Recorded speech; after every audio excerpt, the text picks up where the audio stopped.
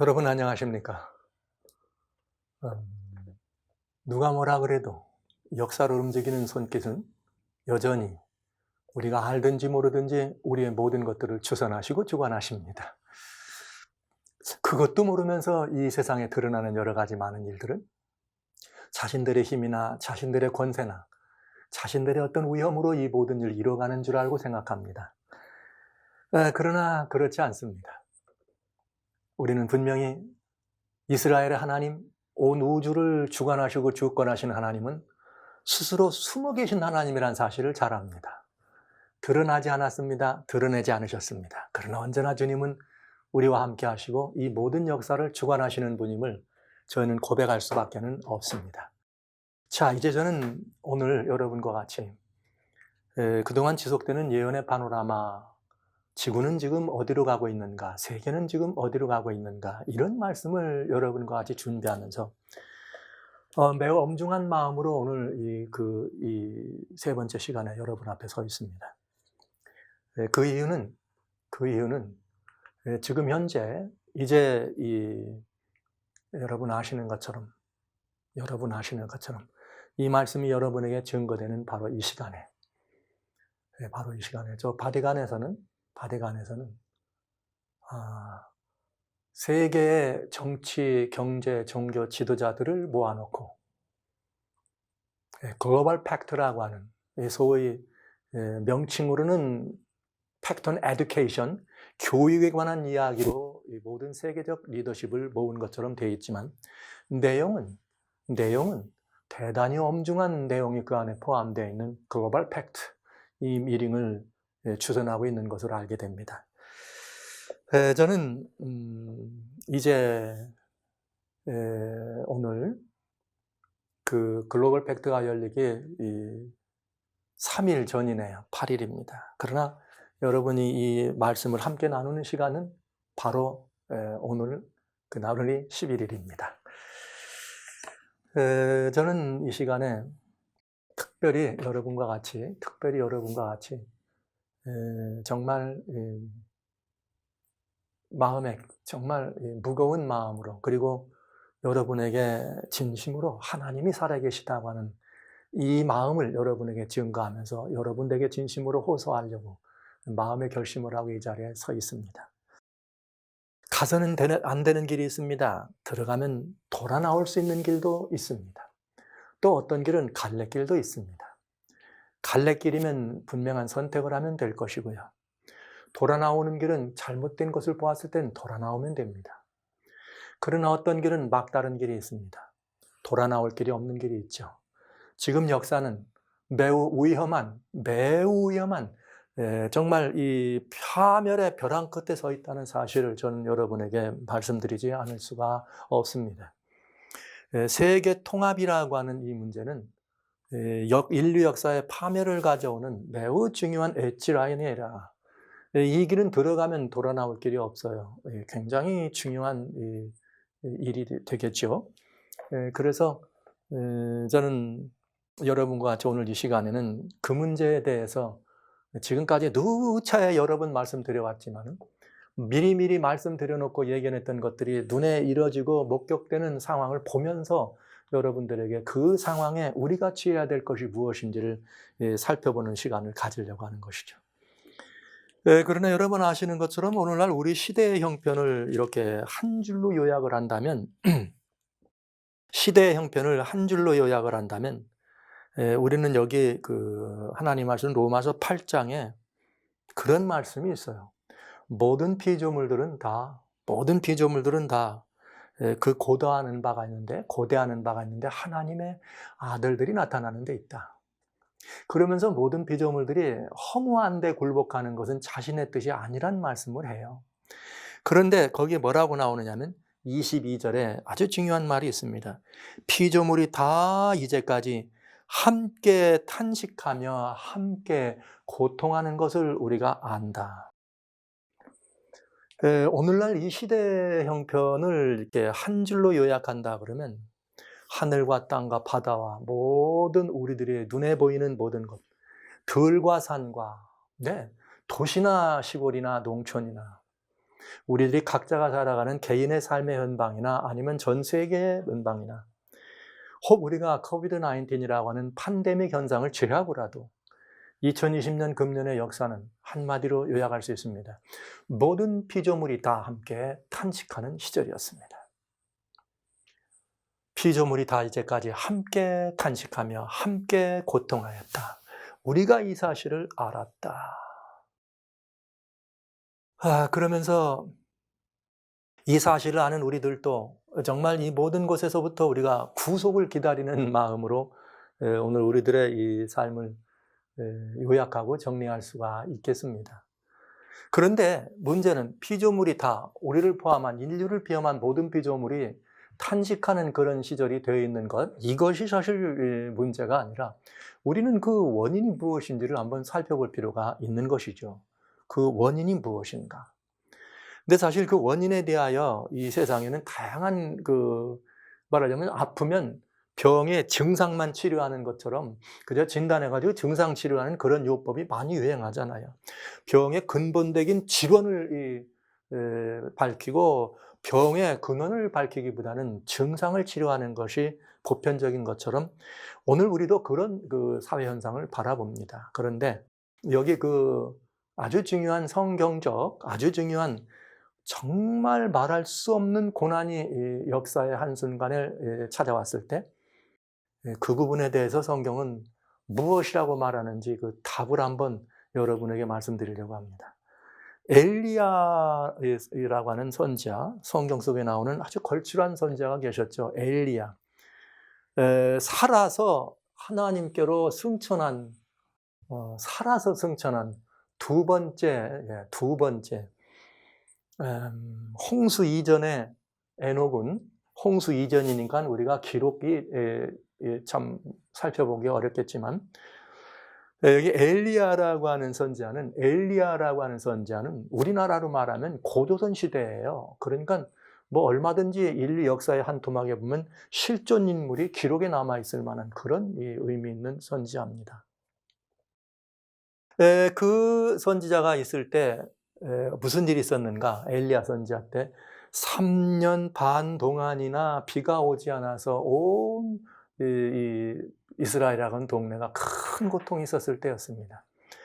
3년 반 고난, 비가 한 방울도 오지 않아가지고 사람들이 정말 극심한 이 가뭄으로 개인적인 갈증만 아니라 생존의 그런 환경이 위협 속에 빠져 있는 그런 상황이 있을 때 3년 반이 지난 다음에 엘리야가 아합이라고 하는 임금 앞에 서게 됩니다.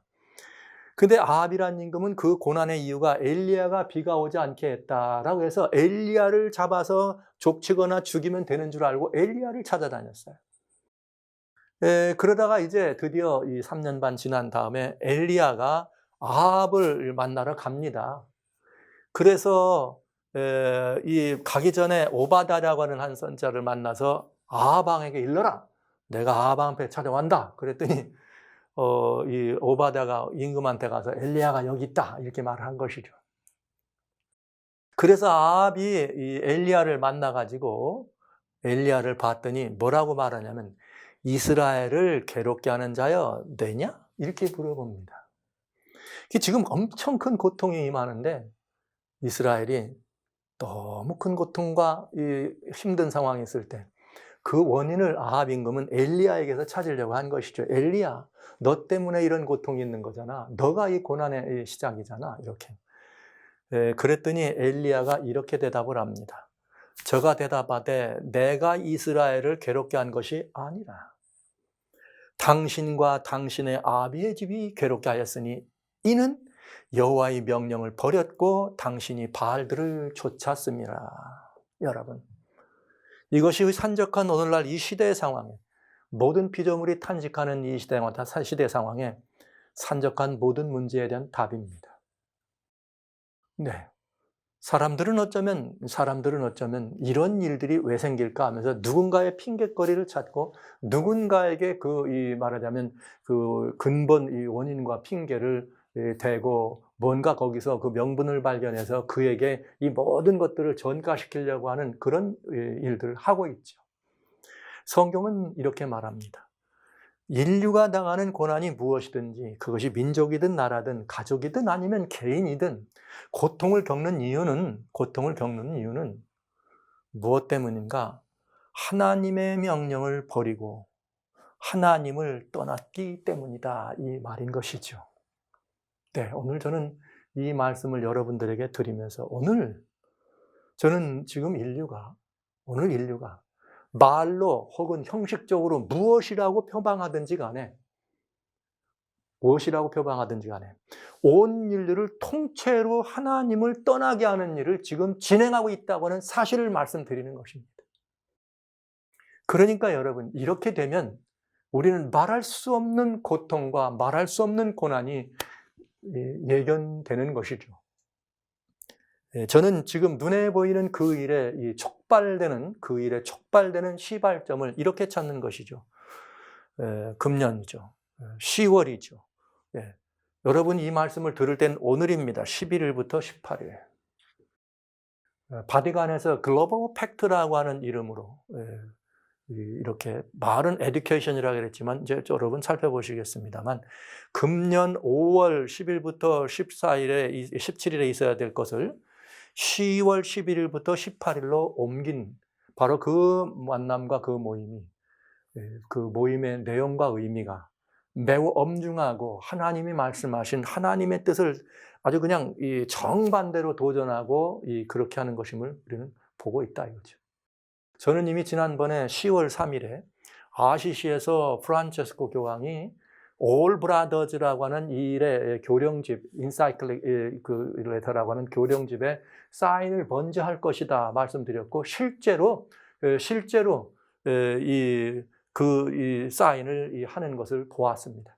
거기에 올 브라더즈라고 하는 말은 다른 말이 아니에요. 거기 뭐 커먼 홈 되고 올 브라더즈는 휴먼 프레네티요, 살리다리티요, 유니버설리즘, 이건 만약 한 마디로 다 그냥 통째로 한 통속이다, 하나로 간다, 한 형제다. 내용은 좋은 내용이죠. 하나가 된다 이 말이죠. 통합한다. 그런데 그 일을 하겠다고 하고 실제 지난 10월 3일에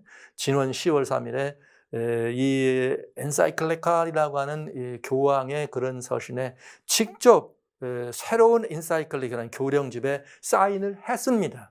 아시시에 이 프란체스코 그 수도사가 있던 그의 그 무덤이 있는 거기에 있는 수도원에 가서 직접 사인을 한 것이죠.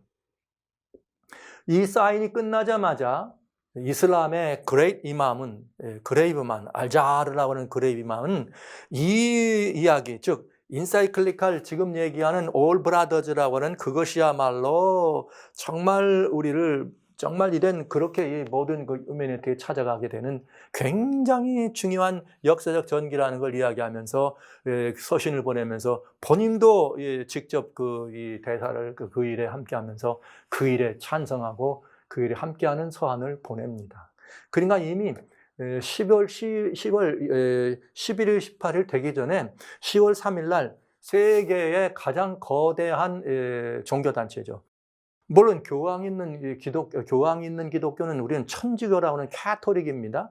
그러나 그 캐토릭이 거기다 사인을 했다는 것이 전 기독교를 대변한다고 말하기는 어렵지만, 그러나 분위기로 봤을 때 이미 전 세계 기독교는 교황의 한 마디 말에 그냥 서로 그야말로 가까이 가고 좋아하는 그런 것들을 본다면 그렇게 얘기할 수 있죠. 그러니까 예를 들어서 약 한 27억 정도, 인류의 33%니까 약 한 26, 7억이 거기에 대표해서 교황이 사인을 했다면 17억의 대표자인 그레이트 이맘이 알자르가 거기에 같이 마음을 합쳤다면 이미 인류는 44억, 약 45억이라고 하는 절반 이상의 60% 이상이 3분의 2가량 되는 거죠. 77억, 78억 잡으면 60% 이상이 그 일에 이미 다 조인을 했다. 여러분 그렇게 보시면 되겠습니다.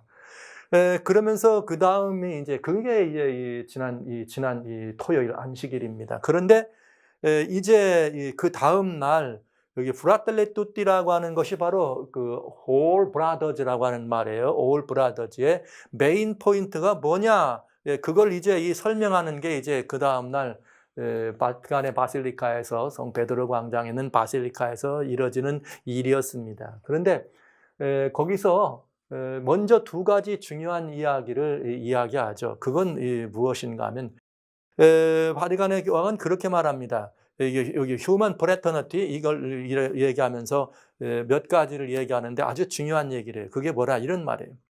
오늘날 이 시대의 징조, 우리가 바라보는 시대의 징조를 바라보면 지구촌이 한동표로 가는 것과 그 다음에 환경을 살리는 그 일만이 그러니까 지구촌이 통합되고 환경 살리는 일을 함께하는 이것만이 총체적인 발전과 세계 평화로 가는 유일한 길임을 보여주고 있다. 이게 뭐라고요? 오늘날 세대에 일어나고 있는 징조다. 저는 피조물이 탄식하고 있다는 말씀 드렸어요. 환경이 망가지고 있고 사회적인 이슈, 코로나로 인해서 생겨났던 다양한 사회적인 이슈가 온통 선지간에 불끈불끈한 이런 것들을 바라보는데 이런 모든 것들을 시대의 징조라고 말할 때 이거는 뭐냐? 이건 뭐냐? 지구가 휴먼 플래너티 하나로 가야 되는 것과 그 다음에 환경을 살리는 그것으로 가는 것만이 온 인류를 위한 평화의 유일한 길이다 이렇게 얘기하는 거죠. 그러면서 그는 또 다른 말을 하나 합니다. 그건 뭐라 했는가? 어느 시대에든지 권력과 권세를 가진 사람들은 있다. 어디에도 그런 일이 있느냐? 교회 하나님의 백성들이라도 혹은 교회 안에도 그런 일이 있다. 그런데 그런 사람들이 무슨 일을 하는가? 자기의 유익을 위해서 일한다 이 말이죠. 자기의 유익을 위해서. 그래서 어느 시대든 권력을 가진 자들 혹은 어떤 권력이든지 또한 교회나 하나님 백성들도 역시 마찬가지로 하나님의 유익이 아니라 자신들의 이익을 위해 일하려는 유혹이 있다 이 말이에요. 그러면서 이건 지금 어떠래도 권위에 관한 이야기입니다. 권위에 관한 이야기. 그러면서 하나님 대신에 자신들의 그런 유익을 구하는 그런 권위인데 이런 일을 보는 것은 어떻게 되는가? 이렇게 돼 있어요. 권위는 봉사를 위한 것이다. 권세는 반드시 모두의 공동의 선을 위하고 복음을 전파하기 위해서 행사되어야 한다. 이렇게 얘기한 거예요. 굉장히 멋있는 말이잖아요. 정말 얼마나 멋진 말입니까? 그러면서 뭐라고 말했냐 이렇게 했어요.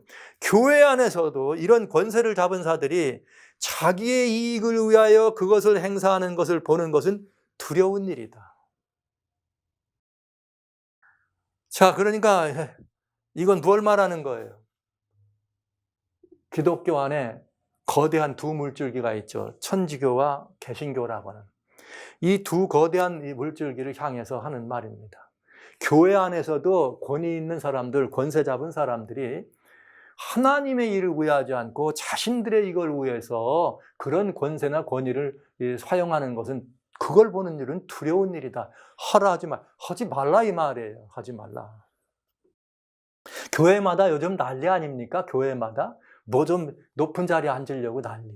그걸 개인의 유익으로 쓰려고 난리치는 거 여러분 잘 아시잖아요. 교회마다. 너는 그렇고 나는 아니라 말할 수 없는 그런 상황을 우리는 보는데 지금 얼마나 멋진 얘기를 합니까? 얼마나 멋진 얘기. 그러나 이제 우리는 이 모든 말들이 겉으로 들어있는 이 말 뒤 안에 있는 굉장히 중요한 의미를 살펴볼 필요가 있는 것이죠. 자, 그러면서 먼저 그걸 얘기한 거예요. 먼저 이제 올 브라더즈 이것밖에는 길이 없다. 인류가 평화로 가는 일은 다 올 브라더즈다. 그래가지고 이 하나님 만드신 이 천연 환경을 함께 쉐어하자. 이거밖에 없다. 그런데 그렇게 해야 되는데 이거에 대한 반대 세력이 있다. 그게 뭐냐? 교회에도 있다. 그러면서 그거 하나님의 유익이 아니라 개인적인 유익으로 그런 것들을 사용하는 것을 경고한 다음에 프레떨리 뚜띠라고 하는 말은 all brothers라고 하는 말입니다. 이것을 아주 공개적으로 아주 그날 간단하게 요약을 하면서 설명했어요. 근데 이 all brothers라고 하는 말에 이거의 그 전문의 첫 번째는 뭐냐면 이 가르침은 아시시의 소위 성자라고 말하는 프란체스코 수도사의 가르침이라 이 말이에요. 그는 사람만이 아니라 모든 이 우주적인 그런 것까지라도 다 형제여 자매여 했다. 그래서 우리는 다 뭐가 된다 이거예요. 커먼홈이다 이거예요. 지구촌 공동체 유니버설 빌리지입니다. 거기에 뭐 피부색도 문화가 다른 것도 종교도 아무 상관없다. 우리는 다 한 브라더스 앤 시스터라 이 말이에요. 그거를 본인이 어떻게 한다는 거예요. 여기서 이번에 이뤄가겠다 이 말입니다. 그리고 이것이 뭐냐? 캐톨릭의 이런 그 모든 것에 대한 가르침이다 하면서 이야기가 된 거죠. 그 모든 가르침이 들어있는 책이 바로 이 책입니다. 여기 라우다토 시라고 하는 이 말인데 이거는 우리의 커먼홈을 돌보는 길. 근데 여기 커먼홈이란 말은 지구라고 하는 환경만이 아니라 모든 인생들이 다 포함된 거죠. 커먼홈이니까 all brothers란 말을 쓸 수가 있는 것입니다. 근데 사실 이 얘기는 지난 2015년 70자 유엔 총회에서 연설을 했잖아요. 연설하면서 서스테이너블 디벨롭먼트 어젠다라고 하는 연설을 하고 그때 반기문 유엔 사무총장이 함께 있을 때 거기서 굉장히 중요한 연설을 했죠. 그게 바로 여기에 나와 있는 이 내용을 연설한 것입니다. 요약해서. 그래서 5주년 기념식을 하는데 금년이 5주년 기념식이에요. 2015년 했으니까 16, 17, 18, 19, 20 맞잖아요. 굉장히 중요한 일 아닙니까? 그러면서 5주년 기념식 때는 그 일을 이루기 위해서 바로 이 가르침을 요약한 게 바로 New Encyclical Letter라고 하는 교령집입니다. 거기를 가서 이번에 사인을 하게 된 거죠. 근데 이 내용을 이게 6부작으로 되어 있어요. 6개 6장으로 되어 있는데 그냥 잘 살펴보면 그냥 3가지로 요약할 수 있어요. 3가지로. 그 요약이 뭐냐면은 Ecology, Economy, Equality. 그러니까 이게 무슨 문제냐면 환경, 지금 망가진 이런 환경, 이거에 대해서 환경이 많이 망가졌다. 그 다음에 우리 살아가는 삶의 빈부의 격차, 빈곤 문제가 심각하다. 그리고 하는 뭐냐, 사회적인 불평등이 벌써 있는데 사회 정의를 구현하기 위해서도 휴먼 소셜 저스티스, 사회적 정의 구현을 위해서 이렇게 해야 된다 하는 내용들이 거기에 다 포함되어 있어요. 그런데 자세히 살펴보면 이 환경 문제에 대해서는 이것들을 개인이 자기의 소유나 힘 있는 사람들이 막 무분별하게 막 자기의 이런 이익을 추구해서 소유하는 바람에 망가졌다. 그러면 이 환경은 사적인 그런 이 소유를 어떻게 해야 된다? 제한하는 걸 얘기하는 거죠. 예. 그 중에 제일 대표적인 게 물이에요, 물. 근데 물이라고 하는 말을 얘기하면서 제 첫 장에 아예 물에 관한 이야기가 첫 장에 나옵니다. 이 환경에 대한 이런 얘기를 하면서 여기 이슈 오브 워러라고 하는 1장 2절에 나오는 이야기인데 이런 것들이 이렇게 되는 이유는 개인들이 무분별한 이런 착취와 무분별한 이거다. 그러니까 이걸 막으려면 어떻게 해야 돼요? 개인이 소유하면 안 되겠죠. 이제 그런 이야기들을 중심으로 환경 문제, 뭐 에어 폴루션이나 이런 문제, 그다음에 이런 탄소, 이런 문제가 다 그런 얘기고. 그다음에 그렇게 하면서 사람들이 자기들의 이익만을 추구하기 위해서 빈부의 격차가 더 갈라지고 부가 소수의 특권 계층에게 치중되는 이런 모든 것. 그 부의 집중, 그건 아니다. 그건 하나님께 악이다.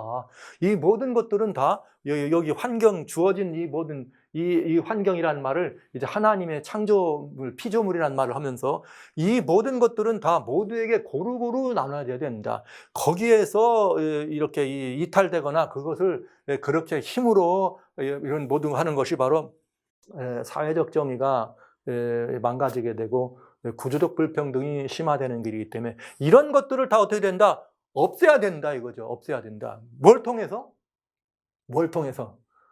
휴먼 프렌트. 우리는 다 어울브라 하나다. 그러니까 우리가 이 커먼홈, 우리 이 모든 것들을 잘 지구촌 공동체를 잘 관리하고 관세해서 같이 쉐어하고 같이 써야 되는 거 아니냐 이 말이 얼마나 멋진 말이에요. 얼마나 멋진 말. 그 말을 아무나 할 수 있는 말 아니죠. 그런데 참 이상해요. 이 말을 프란체스코 교황이 하니까 이렇게 멋지게 들려. 근데 이 말을 다른 말로 바꾸면 무슨 말이냐? 소위 말하는 소셜리즘. 와, 예. 지금 여기 카디널 여기 레아드라고 하는 이분은 막시즘이에요. 막시즘. 이 사람은 뭐라고 말했는가 하면 우리가 다 칼 막스죠. 공산당 선언했던 이 공산주의 칼 막스의 어깨 위에 우리 다 서 있다. 만약 칼 막스가 없다면 카톨릭이 가리켜는 사회정의나 사회적인 이런 소셜리즘, 사회 모든 교육 이런 것들은 있을 수 없다. 이 정도입니다. 이 내용은 어디서 나온 내용이냐? 바로 이 책에 나와 있는 이대로 한번 우리 인류를 잘 살아보자. 이 책 내용을 실천해서 New Humanity, 이 책 내용을 실행해가지고 여러분 아시는 것처럼 New Normal을 만들어보자. 그래가지고 지구를 이 책 내용대로 글로벌 리세팅을 하자. 이걸 다시 한번 재세팅을 해보자. 이 내용입니다. 이것을 뭐하자? 교육하자 하는 것이 글로벌 팩트의 에듀케이션 내용이고요. 그래서 여러분 이거 굉장히 무섭고 무서운 이 현실이고 무서운 이야기입니다. 이게 지금 진행되고 있는 거죠. 그런데 이 말은 뭐예요? 하나로 가자. 이 말 속에. 그래서 여러분 아시는 것처럼 데모크라틱 소셜리즘이라는 건 뭐 요즘 유행하는 거죠. 전 유럽, 미국도 지금 여기 이 민주당을 통해서 나가고 있는 이런 얘기 아니에요? 국가의 시스템은 민주주의가 좋고 경제나 이런 모든 나눔의 시스템은 사회주의가 좋다. 이런 말이 합쳐서 데모크라틱 소셜리즘. 그래서 국가가 통제하는 통제 경제를 가져가야 된다. 이런 얘기. 이것들은 아주 캐토릭의 가르침과 어떻게 되는 거다? 컴패러블. 아주 잘 이렇게 어울리는 이야기다. 이런 이야기를 하고 있는 것이죠. 이게 바로 이 라우다토 시라고 하는 내용에 숨겨진 이 말을 읽어가면 결국은 이 말이라 이 말이에요. 그러니까 여러분 교황님께서 이런 말을 할 땐 너무 멋있어. 너무 멋있어. 그죠? 어렵게 사는 사람들을 도와주고 있는 사람 내놔서 같이 쓰는 거 얼마나 멋있는 일입니까? 무분별하게 지구 환경 망가뜨리는 거 하지 말라고 하는 거 얼마나 멋진 일입니까? 훌륭한 내용이죠. 그러나 이것이 실천되는 여러 가지 과정과 수행하는 방법을 바라본 그 완벽한 소셜리즘, 커뮤니즘과 같은 내용이라고는 무서운 이야기입니다. 말은 올 브라더즈였지만 그건 토탈리테리안이라고 하는 전체주의 사회를 말하고 있는 것입니다. 두려운 일입니다. 그런데 여기에 보면은 이런 일들이 다 왜냐? 그렇게 되지 않는 것은 다 이게 소셜릭 에어리예요. 사회적 질병이에요. 예. 지금 지구가 부가 그렇게 축적이 되고 환경이 무분별하게 망가지고 이 모든 것들은 한마디로 다 뭐다? 병이다. 병이다. 그런데 이 병을 치료하는 방법이 있다. 그 방법이 뭐냐? 놀랍게도 그게 여기 이렇게 들어 있습니다. 여기 교령에 여기에 237번 여기 교령이 246파라그래프가 있어요. 246번까지 있는데 그 중에 거의 뒤쪽에 싹 뭐가 들어있느냐? 237번에 무슨 말이 들어있는가? 237 on Sunday라고 하는 말이 들어있습니다. 그러면서 거기에 뭐라고 되어 있나 잘 보세요. 여러분 지금 말씀드렸습니다. 이런 그 사회적 정의가 구현되지 아니고 분배 격차가 심하고 환경이 망가진 이런 모든 것들은 이유가 뭐냐? 소셜릭 에어다. 사회적 질고고 질병이다. 그런 사람들이 개인의 이것만 욕심만 차리고 자기들 어떤 소수의 집단이나 특권 계층의 이것만을 채우는 이것이야말로 질병이다. 악이다. 코로나 바이러스보다 더 무서운 바이러스다. 이렇게 표현했거든요. 치료받아야 된다. 근데 그 치료받는 비결을 이렇게 얘기합니다. 보시죠. 일요일에 성례전의 예배죠. 그러니까 일요일에 성례전 예배입니다. 유카리스트라고 했기 때문에 모두에게 내가 보편적인 말씀을 이렇게 하기 위해서 이제 성례전이라는 표현을 썼는데 일요일에 예배에 참석하는 것은 아주 특별히 중요한 의미를 가지고 있다. 일요일은 유대인들의 안식일처럼 유대인들의 안식일이 일요일인가요? 하나님의 안식일이죠. 안식일은 유대인들이 갖기 이전부터도 하나님께서 인류를 위하여 주신 법이었습니다. 제가 이 말씀을 안식일을 아시나요? 1부서부터 5부, 6부까지 할 때 이 말씀을 아주 자세히 말씀드렸습니다. 어떤 이 성도님들께서는 그 댓글에 안식일에 대해서 좀 알기를 원하신다. 그래서 제가 말씀을 아직 안 드렸습니다만 안식일을 아시나요? 라고 하는 프로그램을 이미 지난달쯤 제가 올려놨기 때문에 거기를 한번 보시면 자세하게 설명이 되어 있습니다. 그런데 일요일은 유대인의 안식일처럼 하나님과 우리들의 관계, 하나님과 인류, 사람과의 관계, 그 다음에 ourself, 우리 자신과의 하나님과의 관계, 그리고 이웃과의 관계, 그리고 세계와의 관계가 healing, day of healing, 치유되는 날이다. 어느 날이요? 일요일이에요. 옛날에는 무슨 날인데? 유대인이 했던 안식일이었는데. 일요일은 부활의 날이요. 예수님께서 부활한 날이요. 재창조의 첫째 날이다. 일요일은. 재창조의 첫째 날이 일요일이랍니다. 그리고 그 첫 열매는 뭐냐? 바로 예수님이 예수님 부활하실 때 함께 우리도 다 같이 부활했으니까 예수님이 부활하실 때 함께 부활시킨 인류로서 모든 인류가 새롭게 난 날이라 이 말이에요. 이 인류로서 모든 것을 새롭게 한다. 하신 하나 서약의 실체이다. 그러니까 일요일은 주님이 부활하심으로 말미암아 우리를 다 거듭나게 하겠다 이렇게 말씀하신 그 약속의 실체다 이 말이에요. 그날은 또한 하나님 안에서 인간의 영원한 안식을 선언하는 날이다. 일요일. 그리고 이 237번의 마지막 그 패러그랩의 뒤에 가면은 이 뒷줄에 뭐라고 놨나. 일요일은 성례전, 예배를 중심으로 안식한 날이다. 이렇게 되어 있네요. 제가 이 말씀을 이렇게 보는 순간 섬뜩했습니다. 이제 완전히 일요일이라고 하는 날은 신앙이나 영적인 그런 표현은 되어 있지만은 실제적으로 모든 인류들에게 아주 엄청난 강요되고 강조되는 날이 될 수밖에 없구나. 왜? 사회적 질병을 치료하는 날이니까요. 분명히 말씀드렸죠. 부가 치중되거나 환경이 망가지거나 여러 그런 사회적 불평등이 일어나는 그런 모든 것들은 사회적 병이다. 그런데 그런 것들을 그렇게 독점하는 것들은 바이러스, 코로나 바이러스가 더 중하고 힘든 바이러스다. 그러니까 여러분, 이것을 치유하려면 뭐가 필요해요? 일요일에 뭐 해야 돼요? 예배를 통해서 많이 치유가 된다. 이 글로벌 컴팩이라고 하는 말이 뭐냐? 에듀케이션 팩이라고 하는 이 말이 이것으로 사람들을, 특별히 젊은이들부터 뭐 하자는 거예요? 교육하자는 것입니다. 이렇게 되면 이제는 성경의 안식일, 성경이 말씀하시고 있는 정말 중요한 하나님의 창조에 근원되는 안식일, 창조의 안식일인 제7일 안식일, 여호와의 안식일은 예수님께서도 부활하셔서 지키셨고 제자들도 부활해서 지키셨고 사도 바울도 지켰고 우리가 하늘에 가서도 지켜야 될 그 안식일은 이제는 영원히 인류 역사의 이 글로벌 팩트라고 하는 여기에서 사라지게 됩니다. 그러니까 저희가 성경적인 안식일을 여러분들에게 이렇게 공식적인 석상에서 말씀드릴 기회가 앞으로 얼마 남지 않았다는 거죠. 두려운 일 아닙니까, 여러분? 이게 지금 오늘 이 시간에 바티칸에서 경영되고 있는 여러 가지 다양한 일들의 맨 마지막에 이루어질 일입니다. 왜냐하면 이 앞 6장이 있는데 그중에 5장까지는 그 사회적 현상들에 대한 얘기 다 이렇지 않냐, 이러면 안 되지 않냐, 그러니 우리 이렇게 하면 안 되지 않냐, 이런 얘기가 나오죠. 누구나 다 박수칠 얘기죠.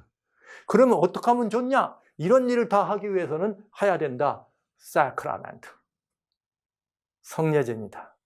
그런데 일요일이다. 하나님의 말씀, 하나님의 진리가 사람들의 정치 지도자, 종교 지도자, 그것도 경제 지도자, 문화, 교육, 사회 다양한 지도자들의 손에 의해서 온 인류가 all human fraternity, all brothers다. 우리가 남이가 이 말에 다 속아서 홀바닥 넘어가면서 하나님의 진리가 완전히 유린될 수밖에 없는 그런 상황을 우리는 보고 있다는 거죠. 얼마나 무서운 일인가. 그런데 여러분, 그런 현상이 지금 일어나고 있는 거와 또 한 가지 여러분 또 봐야 돼요. 이렇게 해서 나가고 있는데 이 일에 자꾸 참여를 꼭 해야 되는데 참여를 안 하려고 하는 사람이 있네. 성경은 이렇게 그 캐톨릭 주관에서 이런 일을 하면은 요한계시록 13장에 보면은 분명히 양같이 올라온 나라 미국이 합동이 돼야 되는데 이 미국의 대통령 도널드 트럼프 대통령이 이 말을 잘 안 듣네요. 이 말을 잘 안 들어. 그런데 그 사실을 누가 알고 있는가? 캐톨릭의 그 대주교에 있는 비가노라고 하는 미국에 있는 한 주교가 트럼프 입장을 손들으면서 트럼프하고 이 교황 바티칸은 정말 50년 만에는 그런 그 혁명적인 이런 변화다. 관계가 트럼프가 공식적으로 뭐 했다는 거예요?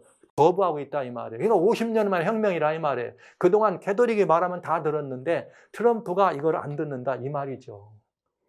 그러면서 실제 2030년, 2015년도에 2030 어젠다라고 하는 아까 말한 이 라우다시라고 하는 이것이 2030 어젠다로 들어가 있는 겁니다. 사실은 또 다른 약간 좀 거의 똑같은 내용이죠. 그렇게 해가지고 5주년 기념식도 하고 있는데 누가 이거에 대해서 정면으로 반대했어요? 트럼프 대통령이 되자마자 난 거기 빠질 거야. 파리회에서 빠져 이러면서 그냥 확 그걸 반대하니까 이 완전히 그야말로 미운 털이 박힌 거죠. 뭔가 좀 이상하지 않습니까? 뭔가 이상하지 않아요? 저는 이 모습을 바라보면서 여러분 근자에 이렇게 9월 달부터 일어나는 일 가운데 대단히 중요한 일이 계속 또 일어나고 있어요. 10월 이달 이제 어제까지 하는 얘기입니다. 9월 10월에 여러분 아시는 것처럼 이 아랍에미레이트와 바레인이 함께 백악관에 와가지고 이스라엘 총리와 함께 같이 와가지고 중동 평화안에 서명을 합니다. 역사적인 상황이죠. 이게 만약에 트럼프 대통령이 아니고 다른 분이 있었으면 전 세계 난리 났을 겁니다. 전 세계 언론에. 그런데 이게 왜냐하면 이 트럼프 대통령이 바티칸의 말을 잘 안 들어. 소위 말하는 미운 털이 박힌 거죠. 그래서 이런 것도 그냥 이렇게 거기서 사용된 것이 뭐냐? 중동 평화안이라는 말은 에이브라함 어코드, 이게 중동 평화안이에요. 이 비슷하게 외교적인 거지만 아랍에미레이트, 또 이스라엘, 그 다음에 또 버레인 이스라엘, 이미 이런 일이 되니까 앞으로 계속 중동 사람 줄 섰죠. 이렇게 가려고. 전부 이런 일. 그래서 굉장한 일을 지금 진행하고 있는 거죠. 세계 평화를 이렇게 얘기하고. 그런가 하면 이제 그렇게 되면서 이제 10월에 들어오면서 무슨 일이 일어나게 됐느냐, 이런 일이 일어납니다. 폼페이오 미국 국무장관이 이제 무슨 일을 하게 됐느냐면 바티칸을 가요. 10월입니다. 바티칸에 가서 세계 종교자유회에서 차이나 중국이 아주 지금 제일 나쁜 짓을 하고 있으니까 중국하고 딜 다시 하는 걸 안 하면 좋겠다, 이런 말을 해요. 사실은 지금 근래 전 세계의 정치는 유럽이나 이런 곳에 점점 중국에 대해서 엔티 차이나 중국을 반대하는 그런 말하자면 이 움직임들이 점점 여러 나라 통해서 일어나고 있죠. 중국의 일도일로를 육로나 해상로를 통해서 있는 일대일로죠. 이건 일대일로를 이렇게 여기에 은밀한 내막들, 특별히 5G라고 하는 화웨이 이거에 대해서 내막을 알고 거기에 그 물건을 쓰면 전부 막 그냥 나라의 비밀들이 다 빠져나가는 이런 것들을 알게 되면서 이제 코로나 바이러스가 차이나 바이러스라는 사실을 알게 되면서 유럽을 통해서 또 여러 아시아를 통해서 반 중국 정서의 정부들이 모입니다. 그래가지고 그런 일을 폼페오 장관이 다니면서 하면서 정말 중국에 대하여 엔티 커뮤니스트 이렇게 모이면서 새로운 동맹들을 맺어가는 차에 어디를 갔나, 이런 차인데 갑자기 그 바티칸에서는 무슨 일을 했느냐? 작년까지 이제 작년 한 2년 된 이 협약이 있어요. 그거 뭐냐면 바티칸하고 중국 사이에 무슨 협약이 있냐? 중국에서 이제 사제들 임명하면 우리가 인정해 주고 막 이러면서 서로 좋은 미래 관계에 가는 것 같았지만 중국의 종교가 아주 많이 지금 압제받고 있잖아요. 그래서 이미 차이나에서는 이미 그런 바티칸 딜을 그냥 무시하고 밟았습니다. 그렇다 하는 이게 금년 9월 달 얘기예요. 그랬는데도 여전히 바티칸에서는 여기 바티칸에서는 파롤린이라고 하는 추기경을 중심으로 중국과 여전히 그 계약을 지금 가졌던 그런 협약을 재협상, 말이고 다시 또 이제 유효기간이 2년이었는데 다 연장하려고 하는 시도를 한 거죠. 왜냐? 이 폴린이라고 하는 주교가, 카디날이 그걸 추기경이 하려고 하는 이유는 뭐냐면, 헐리스가 뭐냐면 교황이 중국을 위대한 나라라고 여기고 있다, 이 말이에요. 교황이 중국을 위대한 나라로 여기 있다는 거죠. 파프 프란시스는 중국이 점점 이렇게 해서 우리하고 다 협정해라. 그리고 중국도 니네 세계 나오는 거 걱정하지 말고 같이 가자. 그러면서 이 교황이 계속 얘기하는, 우리하고 같이 가자. 그러면서 여기 뭐냐면 역시 마찬가지에 프렌터너티. 그러니까 바티칸의 소식은 뭐냐면 중국 보고 계속 너희도 휴먼 프레너티 하나 되라, 이거예요. 자, 여러분 잘 보세요. 미국을 중심으로 유럽에 있는 선진한 나라들의 정치나 경제적인 것을 통해서 중국을 압박합니다. 그런데 이번에는 누가 또 중국을 압박해요? 바티칸에서 중국하고 좋은 중국을 계속 칭찬해. 너희 위대한 나라다. 너희들의 사회적 소셜 티칭은 최고다. 이렇게 가면서 너희들도 여기 들어와라. 그러니까 여러분, 이게 절묘하잖아요. 저는 그래서 이 동맹에 대하여 볼 때 미국과 바티칸이 지금 분열되어 있는 것 같지만 사실은 의미상으로는 양동작전이다. 양동작전이다. 모두를 끌어넣기 있는 효과적인 방법을 쓰고 있다. 물론 트럼프 미국 대통령이 이제 이번에 어떻게 할지는 굉장히 이목이 추이가 그 기추가 주목됩니다만은 이건 굉장히 중요한 이야기인 것입니다. 여기 이 바티칸은 분명히 뭐라 했는가 하면 우리들 사이에 함께 있는 그런 차이점, 이걸 넘어서 우리는 같은 인류애로 하나 돼야 된다. 이렇게 바티칸은 얘기하고 있는 것이죠. 그래서 이번에 이 폼페오가 이 바티칸을 갔는데 거기서 거절받은 거죠. 가서 그 바티칸 교황청 대사도 만났지만은 이 프란치스코 교황은 폼페오를 직접적인 접견을 하지 않았습니다. 선거에 영향 끼친다고요. 이상하죠? 왜 바티칸에 갔을까요? 왜 갔을까요? 이상하지 않아요? 여러분, 이런 상황에 굉장히 정말 이상한 일이 벌어집니다. 이제 여기 이 캐톨릭 정서가 있는 이런 그런 사이트에 잔 헨리라고 하는 분이 굉장히 이제 막 그 교회 바티칸의 이런 그야말로 여러 가지 일들을 대변하면서도 아주 다양한 그런 이야기를 하는 분인데, 그가 이렇게 말했어요. 법 프란시스의 이번에 나와 있는 교령은 선거 전에 나온 이유는 트럼프 완전히 이런 소위 말하면 낙선 운동과 같은 거다, 이런 말을 한 거죠. 그게 왜 그런가?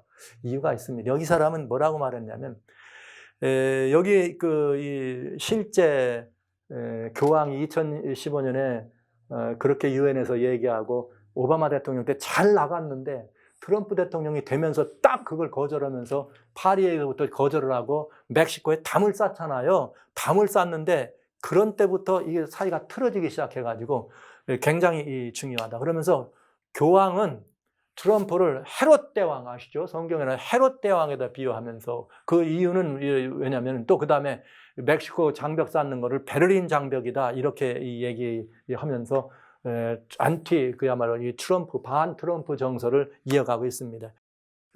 그런데 여기 교황이 이번에 최근에 이런 것들을 내놓는 거는 아주 절묘하게 여기 뭐냐면 타임이 아주 완벽하게 절묘하다. 뭐 하는데 미국의 대통령 선거, 여기에 완전히 직접 영향을 행사하려고 하는 그 의미가 있다는 것. 예외는 없다. 그러니까 틀림없이 절묘한 타임에 트럼프 낙선을 위해서 이번에 그 인사이클리칼 그 사건이 일어났다, 이렇게 보는 것. 이분들이 다 같은 소위 한편에 있는 사람들이라 볼 수 있는 것입니다. 자, 그래서 이게 그런 그 정적인 그런 것들을 가지고 이게 자세히 보면 왜 그러냐, 자세히 보면 왜 그런가, 이거는 뭐냐면 교황은 계속해서 트럼프의 패배를 어떻게 했다? 푸시해왔다, 이렇게 말해요. 그래서 여러분, 미국 사회에서는 바티칸은 조 바이든과 이런 카말라 해리스를 지원한다, 이런 이야기를 많이 하고 있는 것이죠. 이런 이 부분들을 우리는 보고 있는 것입니다. 여러분, 굉장히 이상하지 않아요? 굉장히 이상하지 않아요? 그렇기 때문에 폼페오가 이렇게 가가지고 바티칸에 가서 중국하고 그러지 말라, 중국하고 그 리뉴하지 말고 중국 우리가 이렇게 쪼이니까 바티칸 같이 해달라고 할 때 바티칸에서 거절하고 우리는 같이 간다 하고 바티칸에 그 사실을 이렇게 말하자면 함께 이걸 못하고 돌아온 거죠. 그 차에 마침 이 트럼프 대통령이 무슨 사건이 벌어졌나, 코로나 바이러스에 확진이 돼가지고 병원에 들어가는 사건이 벌어졌습니다. 그러나 병원에 여기 들어갔지만은 군병원에 들어가서도 역시 계속 이 사람들과 교통하고 4일 동안 있었는데, 그 교통하는 동안에도 월터 리드라고 하는 군병원입니다. 거기서 있는 동안에 갑자기 무슨 일이냐면 그 병원 주변에 지지자들이 나와가지고 있으니까 그 지지자들한테 내가 말이야 당신들한테 이게 서프라이즈 한번 할 거다. 여기까지 와가지고 이렇게 하는데 그냥 말 수 있나. 그래가지고 얘기하면서 방송에다 올리고 방송이 발표도 되기 전에 그냥 나가가지고 먼저 나가서 병원 밖에서 기다리는 이 서포터들을 지원하는 사람들을 이렇게 차를 타고 지나면서 만나는 일이 벌어집니다.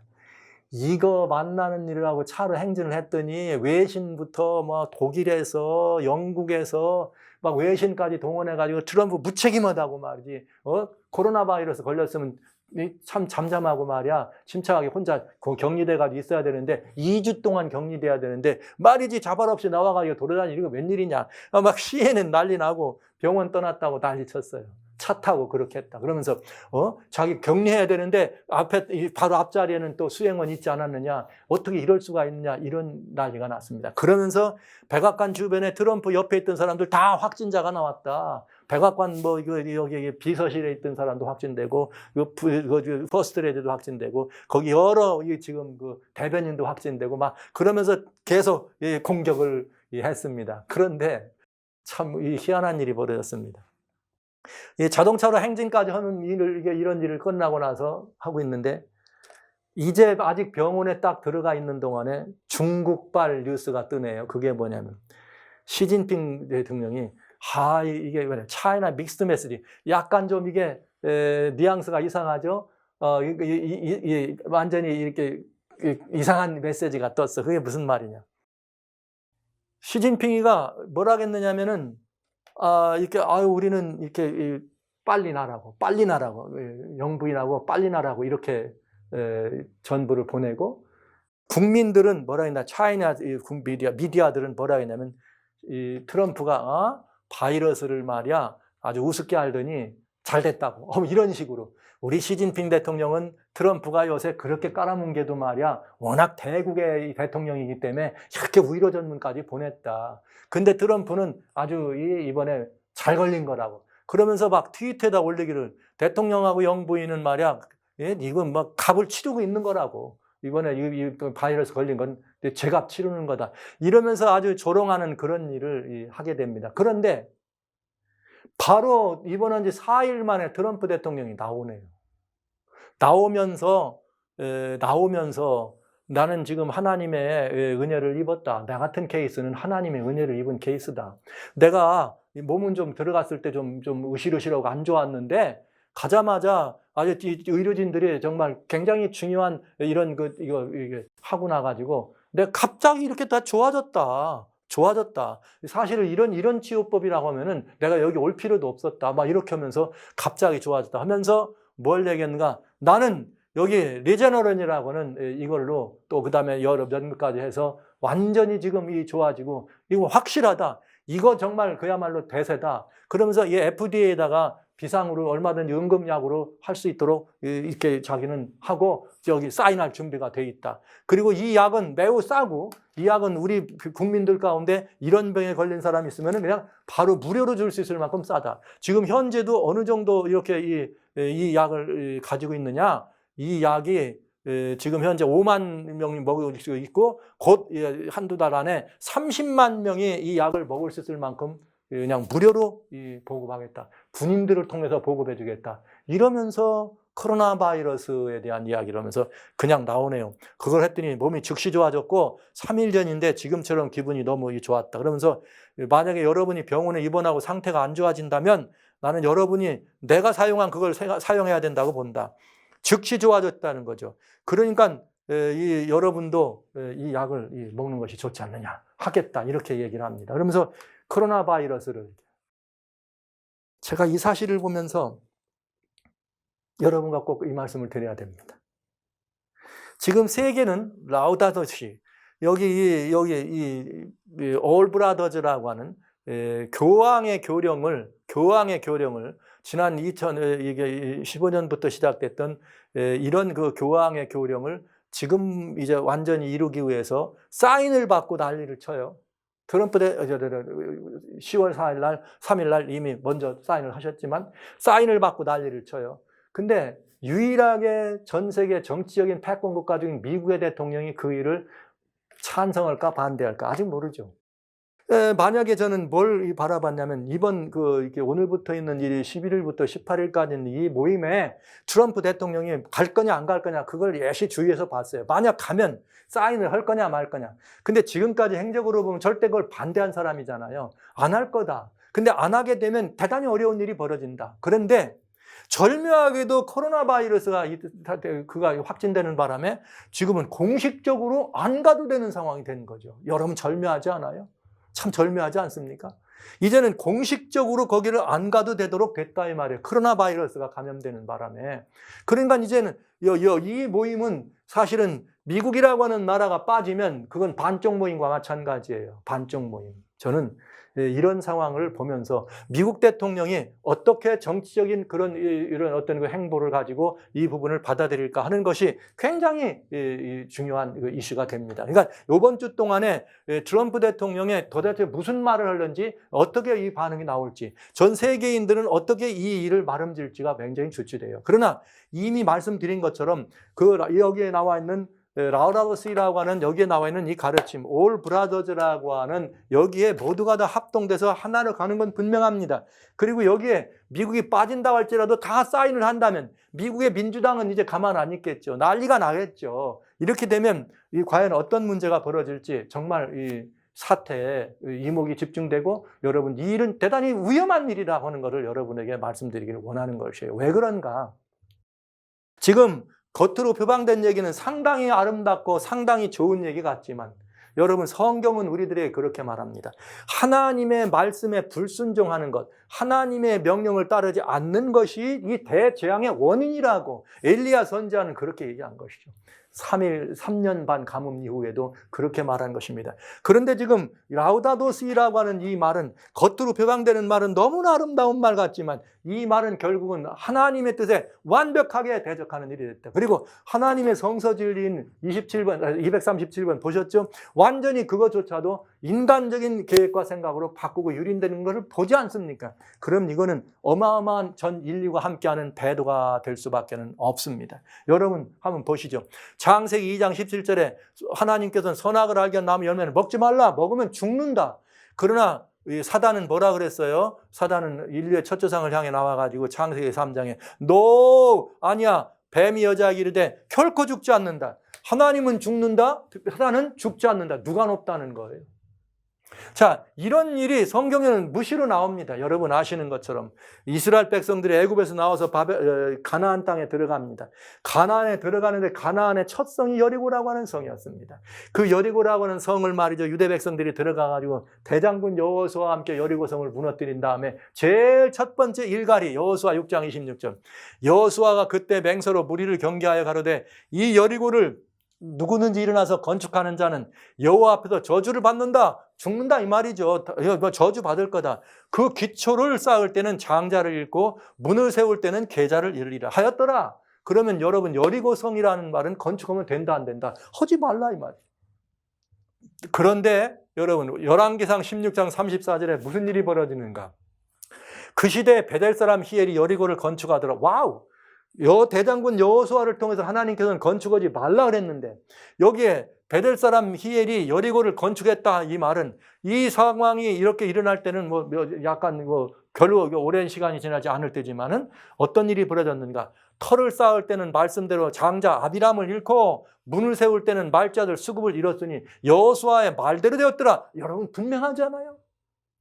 하나님의 말씀을 듣지 않고 하나님의 허락하신 계명을, 하나님의 말씀하신 그런 모든 명령을 따르지 않는 인생, 그것이 개인적이면 개인에게, 나라면 그것이 국가에게 거대한 하나님의 저주와 하나님께서 허락하신 패망의 길이 있다는 사실을 우리는 알게 되는 것이죠. 여리고라고 하는 작은 성 이야기입니다. 이번에는 한 나라를 한번 볼까요? 바벨론이라고 하는 나라를 한번 보겠습니다. 예레미야 51장에 예레미야를 통해서 고대 세계 바벨론, 신바벨론의 멸망에 대한 이야기를 합니다.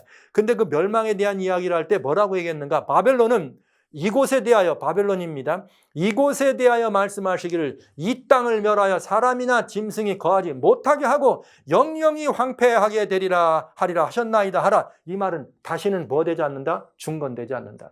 그러니까 바벨론이라고 하는 나라, 아까는 여리고라고 하는 성, 바벨론이라고 하는 나라는 완전히 끝장난 거예요. 그래서 뭐라 했는가?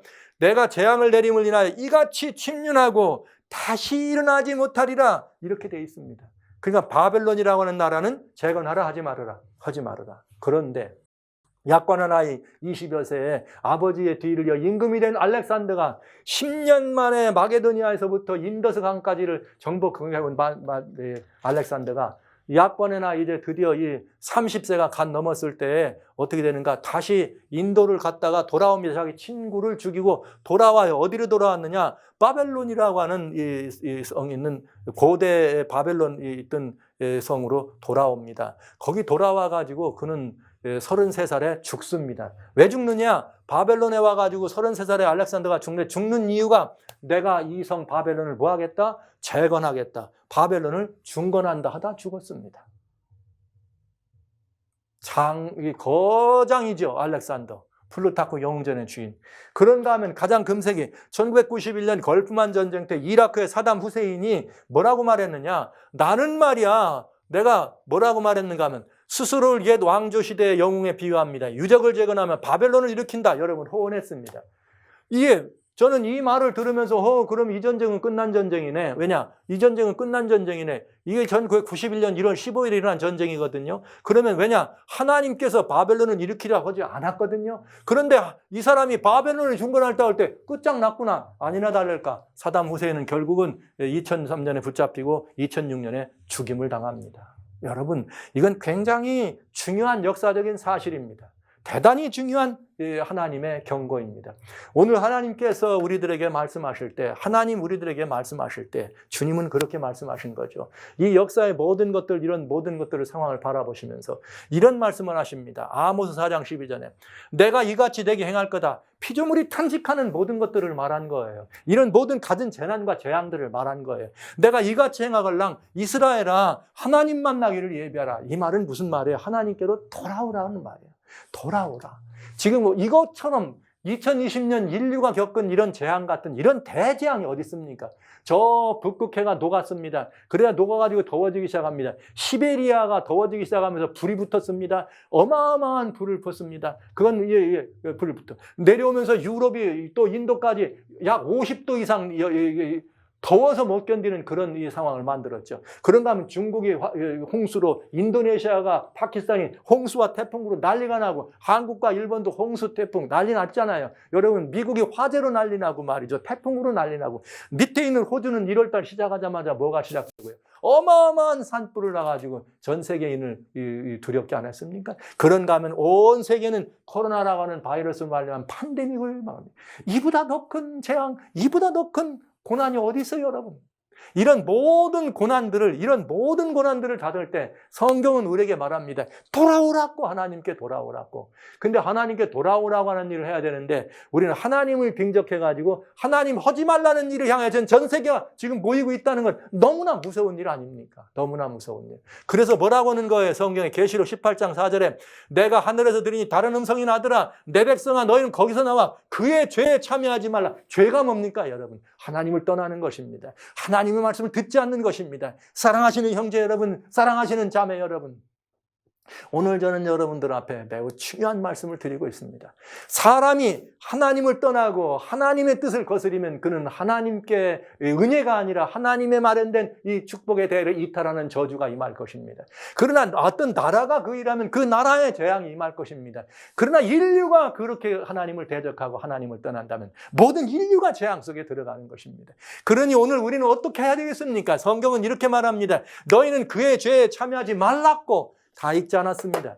요한계시록 18장 1절로 3절은 제가 하도 많이 여러분한테 읽어드려서 오늘은 읽지도 않았어요. 거기에 뭐가 나옵니까, 여러분? 다 종교적이고 정치적이고 경제적인 사람들이 다 합동돼가지고 말이죠. 진노의 음행의 포도주에 취해서 왕들과 같이 이렇게 음행하고 나라의 상고들과 같이 합동하는 그들을 보고 무너졌도다, 바벨론아. 그러니까 거기서 뭐하라? 나와라. 무너지기 전에 나오란 말 아닙니까? 무너지기 전에. 거기에 그것은 뭐라? 죄다. 하나님을 떠나는 일이다.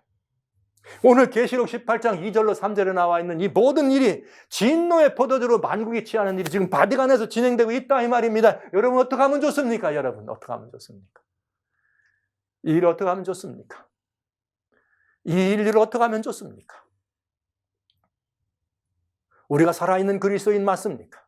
하나님이 살아계심을 믿는 사람들 맞습니까? 맞는다면 여러분 우리가 해야 될 일은 두 가지입니다. 하나는 하지 말라고, 그거 하면 안 된다고 외쳐야 되겠죠. 하나는 하나님의 뜻을 외면한 이 인류를 바라보며 우리가 같이 회개하는 것입니다. 회개란, 인류의 회개란 그들만의 문제가 아닙니다. 지금까지 우리가 진실된 하나님 말씀을 믿지 아니하고 하나님 뜻대로 살아오지 않았던 우리 자신 때문에 생긴 일 아닙니까, 여러분? 제가 오늘 이런 말씀을 드립니다. 그저 이 안에서 예수통신 이름으로 여러분에게 마지막 시대에 대한 이야기, 하나님의 뜻을 회복하는 얘기를 했더니 와우, 저는 안식교회 목사라고 이렇게 돌아다니더군요, 요즘에. 사랑하시는 형제자매 여러분, 성도 여러분, 인류가 지금 긴박한 상황 앞에 있는데 그가 어떤 교회에 소속된 것이 그래 중요합니까? 저는 안식일교회를 사랑하는 목사입니다. 이 교회에서 주님의 이 복음을 증거하는 목사로 안수를 받았습니다. 저는 이 교회를 사랑하는 목사입니다. 그러나 저는 장로교회도 침례교회도 천주교회도 다 사랑하는 목사입니다. 하나님의 백성들 안에 하나님을 믿는 기독교를 사랑하는 사람입니다. 하나님 안에 예수님을 믿음으로 영접한 누구라든지 다 사랑의 대상입니다. 그를 영접하고 예수 그리스도를 믿는 모든 교회는 칭찬받는 교회입니다. 비록 성서적으로 부족하다 할지라도. 그런데 지금 역사의 한 토막장에 모두가 다 이렇게 한 곳으로 흘러가는데 너가 무슨 교회냐, 너는 무슨 교회 따지면서 이렇게 그 교회 때문에 이 말을 듣지 않으시려고 합니까, 여러분? 그러면 여러분도 불법 판사가 된다는 사실을 기억하면서 그건 그의 죄에 참여하지 말라. 여러분, 이것이 오늘날 우리가 반드시 하나님의 백성들이 오늘 이 한 주간 동안에 함께 가슴을 아파하며 하늘을 향하여 회개하며 모여있는 사람들의 마음을 하나님 감동줘서 이건 하나님을 대적하는 일이다. 어느 누군가 엘리야와 같이 일어나서 노! 안 된다고 할 수 있는 이런 일이 벌어지고, 원하기는 하나님께서 혹시라도 인류의 파멸을 막아주시기 위해서 무슨 기상의 이변이든 무슨 무엇이든지 하나님 그래 하셔가지고 그 일 막아주시기를 간절히 소원합니다. 이런 일이 일어나서는 안 됩니다. 일어나서는 안 됩니다. 제가 사실은 오늘은 8일입니다. 그러나 그날 당일날 여러분들 앞에 이 말씀을 드리는 것보다는 미리 말씀을 드려야 될 것 같아서 미리 준비합니다. 여러분, 미국의 대통령이 누가 되느냐 하는 것 물론 중요한 일이죠. 왜? 워낙 세계 강대 제국이니까 역사하고 뭔가 이렇게 영향을 행사할 수 있는 건 분명합니다. 그러나 결국 성경은 미국과 바티칸은 같이 갑니다. 그러나 만약에 그 일 같이 가는 일을 지금 현재 있는 트럼프 대통령이 같이 가는 일에 합동해서 간다면 대통령직 수행하는 건 쉬울 것입니다. 그러나 그는 또 여기에는 반대하고 혹시 다른 나중에 이후에 누가 지금 민주당과 같이 똑같은, 여러분 유럽도 그린 뉴딜이 나왔죠. 벌써 대한민국도 나왔죠. 미국이 작년부터 그린 뉴딜 나왔죠. 이게 바티칸의 라우다토 시예요. 그린 뉴딜이라는 게. 그래서 이것이 만약에 합동된다면 어느샌가 이건 일이 같이 벌어질 것입니다. 그래서 만약에 트럼프 대통령이 지금 이 일을 나는 거기 안 갔으니까 몰라. 그건 난 반대해. 뭐 세계 뭐 어떻게 무슨 뭐 유니버설리즘, 글로벌리즘 이건 세계의 미래가 아니야. 사회주의야. 그건 아니야. 지금까지 그래 왔으니까요. 미국은 오로지 하나님께만 무릎 꿇는 나라라고 이렇게 호언했으니까요. 저는 그 말이 사실이고 진실이기를 믿습니다. 미국은 하나님께만 무릎 꿇는 나라가 된다면 얼마나 복된 일이 되겠습니까? 그의 고백처럼 이 나라 이 백성이 그래 됐으면 참 좋겠습니다. 그러나 이 나라만이 아닙니다. 전 세계가 하나님께 무릎을 꿇는 나라가 돼야 안 되겠습니까? 사랑하신 성도 여러분, 형제 자매 여러분,